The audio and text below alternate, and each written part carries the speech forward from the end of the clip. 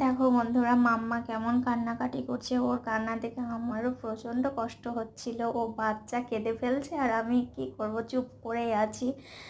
তারপর ওকে বোঝালাম যে মাম্মা, কলকাতায় গিয়ে তোমাকে পার্কে ঘুরতে নিয়ে যাব, অনেক জায়গায় নিয়ে যাব ঘুরতে, ক্যাডবেরি কিনে দেবো, অনেক চকলেট কিনে দেবো। তারপর সোনাটা চুপ হলো।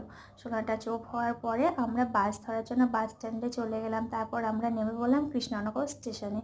কৃষ্ণনগর স্টেশনে নেমে আমরা 5:30 ট্রেনটা ধরবো বলে গিয়েছিলাম। তারপর স্টেশনে গিয়ে দেখি প্রচণ্ড ভিড়। ওই ট্রেনটা আমরা মিস করে দিলাম, কারণ মাম্মাকে নিয়ে তো অত ভিড় ট্রেনে চাপা যাবে না। পরবর্তী যে ট্রেনটা এলো ওই ট্রেনটা ফাঁকা ছিল, ওই ট্রেনে আমরা চেপে পড়লাম। তারপর ট্রেনটা কৃষ্ণনগর স্টেশন থেকে ছেড়ে দিল। মাম্মা ট্রেনের মধ্যে ঘুমিয়ে গিয়েছিল। তারপর আমরা শিয়ালদা স্টেশনে নামলাম। নেমে হেঁটে অনেকটা যেতে হয় অটো ধরার জন্য, কারণ ভিড় থাকে তো। ভিড়ের মধ্যে দিয়ে যেতে প্রচুর টাইম লেগে যায়। তারপর আমরা অটোতে বসে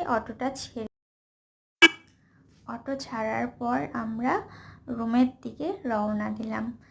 তারপর অটো থেকে নেমে আমাদের আবার রিক্সা করতে হয়। রিক্সায় করে আমরা রুমের সামনে নেমে ফাইনালি আমরা রুম পৌঁছে গেলাম।